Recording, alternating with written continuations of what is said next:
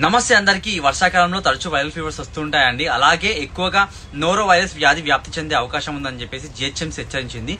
ఈ క్రమంలోనే ప్రజలకి అవగాహన కల్పిస్తోంది. కలుషితమైన నీరు, కలుషితమైన ఆహారం కారణంగా ఈ వ్యాధి అనేది వ్యాప్తి చెందుతుంది.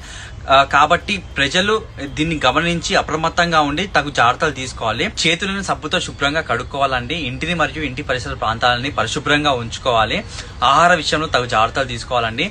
కాచి చల్లార్చి వడబోసిన నీటిని మాత్రమే తాగండి. బయట ఫుడ్ టోటల్ గా అవాయిడ్ చేయండి. ఈ పానీపూరి, ఫాస్ట్ ఫుడ్ లాంటివి. ఇంట్లో వండిన ఆహారం మాత్రమే తీసుకోండి. ఈ పిల్లల విషయంలో శ్రద్ధ వహించాలండి. వాళ్ళు స్కూల్ నుంచి రాగానే లేకపోతే బయట ఆడుకుని రాగానే ఈ హ్యాండ్ వాష్ చేసుకోకుండా స్నాక్స్ అని చెప్పేసి తింటూ ఉంటారు. సో వాళ్ళు రాగానే ముఖం, చేతులు, కాళ్ళు కడుక్కోమని చెప్పాలి. అలాగే ఈ చలి జ్వరం, ఈ నీరసం, కడుపు నొప్పి, విరోచనాలు, ఈ డిహైడ్రేషన్ వంటి ఈ వ్యాధి యొక్క లక్షణాలండి. ఇవి కనిపించినట్టయితే ఖచ్చితంగా డాక్టర్ ని సంప్రదించండి.